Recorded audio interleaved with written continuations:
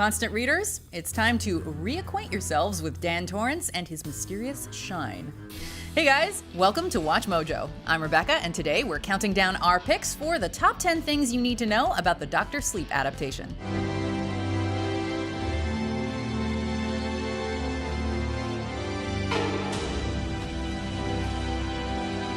That means we're looking at all the key information you're going to want to have before lining up to see Dr. Sleep, the upcoming sequel to Stephen King's classic, The Shining. I better reread this, actually. Anyway, let's dig in. Number 10, it will likely jump around in time. Published in 2013, Stephen King's novel Dr. Sleep begins almost immediately after the events of The Shining. Following their terrifying ordeal at the Overlook Hotel, Danny and his mother Wendy Torrance struggle to put their lives back together. As Danny grows up, he ends up becoming an alcoholic like his father and spends years trying to kick the habit. The book presents this transition linearly, but Mike Flanagan, Dr. Sleep's director, is known for playing with timelines. While it's not 100% confirmed, from the look of the trailer, it's likely we'll get flashbacks to these dark periods in Dan's life, as well as his frightening time at the Overlook. When I was a kid, I bumped into these things. Number 9. It won't be a typical modern horror movie. For better or worse, many modern horror films rely on certain tricks, like jump scares and extreme close-ups, to provoke a reaction from their audience. However, Mike Flanagan says that that's not the approach he's taken with Dr. Sleep. While there are horrific elements, the production team is more interested in creating a disturbing and compelling narrative. I need you to listen to me. The world's a hungry place. A dark place. Just as The Shining is devoid of jump scares, allowing the growing tension and atmosphere to provide the terror instead, so will Dr. Sleep allow the unsettling story to speak for itself.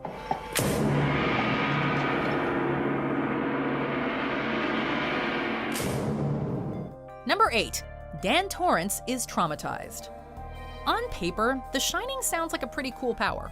However, when it comes with becoming a target for supernatural forces, it could understandably feel more like a burden than a gift.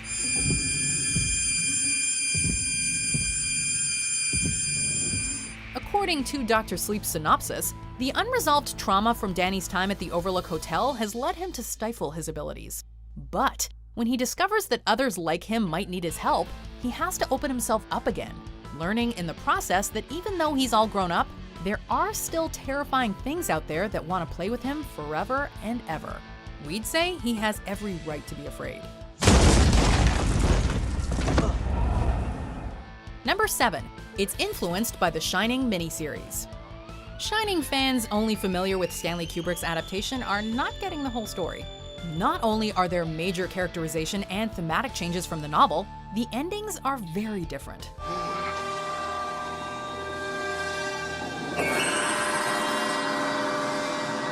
Those who haven't read the novel and want a better picture of what's in store for Dr. Sleep should check out the 1997 miniseries Stephen King's The Shining. Although it wasn't exactly a critical darling, director Mike Flanagan has praised the miniseries' treatment of Jack, who is a much more tragic figure, and said that Dr. Sleep will incorporate some of its elements. And then, Mr. Torrance, we will all sit down together and toast your accomplishment. Your wife and son included. Yes, sir. Number 6. It's part of the Stephen King multiverse. As constant readers know, many of Stephen King's stories are connected, a part of a multiverse linked to a metaphysical edifice known as the Dark Tower. In Dr. Sleep, not only does the number 19 keep cropping up, an important numeral within the mythos, but the grown-up Dan quotes Jake Chambers' famous line, "There are other worlds than these" from the Dark Tower series. With these and other small connections to the multiverse throughout the book, the upcoming film has a chance to directly reference other adapted works, and director Mike Flanagan has indicated there will be Easter eggs throughout the film. Maybe we'll even get a nod to It Chapter 2, which is also due for release by Warner Brothers in fall 2019. Hello. Number 5. Stephen King loves the script. Stephen King has famously stated that he disliked what Kubrick did with The Shining. For many fans, this can come as a surprise, until they read the book and see how the crucial differences in characterization might have irked the then new writer. I used to describe The Shining, the film, is something like a beautiful car that had no engine in it. Mike Flanagan spoke with Stephen King about closing the gap between some of the starkest differences, and then sent the first draft the main author's way. Despite a history of working within the horror genre, Flanagan says the experience was terrifying. But it all worked out as King loved it. The finished film was also sent to King and the Kubrick estate for an early viewing. And so far, so good.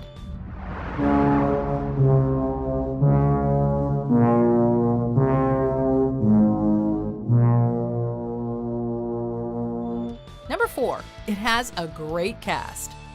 With expectations for the film high, a cast that can shoulder the load is key.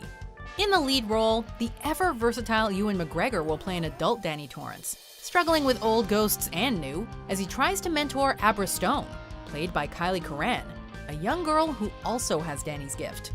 You're magic, like me.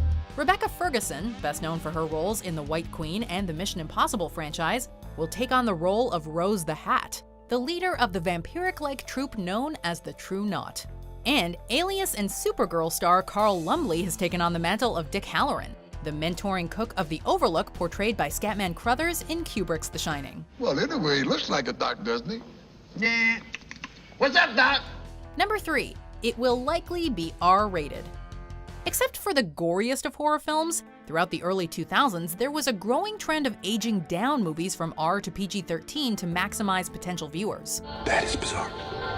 This resulted in films in the horror, action, and suspense genres that toned down mature themes and visuals to avoid being burdened with a higher rating. However, in recent years, we've seen a resurgence of the R-rated movie. And in regard to his latest work, director Mike Flanagan has said it was, quote, very safe to assume that Dr. Sleep will get that higher rating. Well, we guess elevators full of blood will do that for a picture. I always called it The Shining. Number 2, it's directed by Mike Flanagan. Mike Flanagan is leading Dr. Sleep as both screenplay writer and director. This is not the first time Flanagan has directed a King adaptation, having delivered his chilling vision of Gerald's Game for Netflix in 2017. Gerald? Gerald? Baby, look at me. Wake up, Gerald. Flanagan made big waves in 2018 with The Haunting of Hill House, which Stephen King called, quote, close to a work of genius.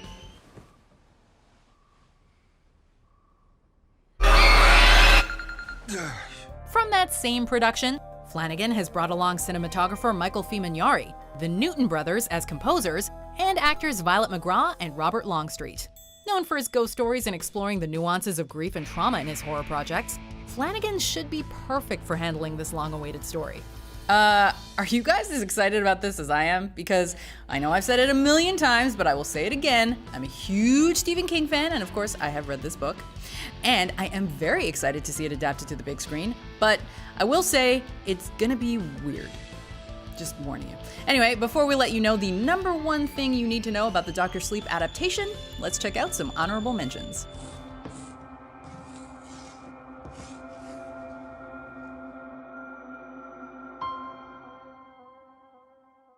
Hi there.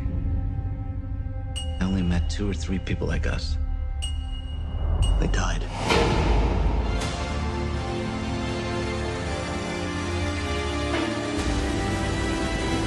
I bumped into these things.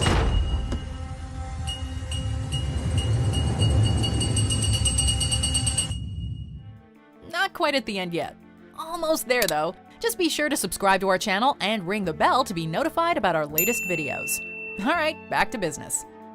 Number 1. It's a sequel to Stephen King's novel and Stanley Kubrick's film.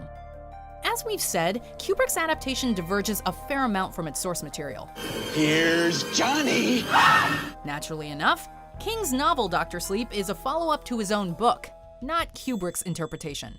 However, while not a direct sequel to the 1980 classic, Mike Flanagan has stated that he hasn't left Kubrick's vision out of his new film. Attempting to reconcile the gap between book and movie, Flanagan took on the challenge of staying true to the book while allowing the story to exist within Kubrick's cinematic interpretation. Scenes from the trailer show recreated set pieces from Kubrick's Overlook Hotel. Considering that King has already given it his stamp of approval, perhaps Dr. Sleep will give us the merging of minds we've been waiting for.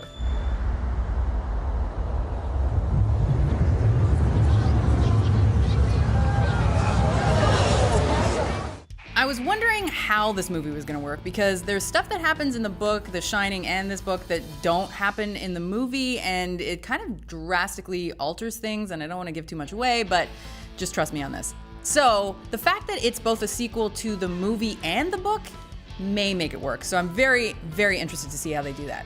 What do you guys think? Let us know in the comments. Be sure to like and subscribe and watch this other video.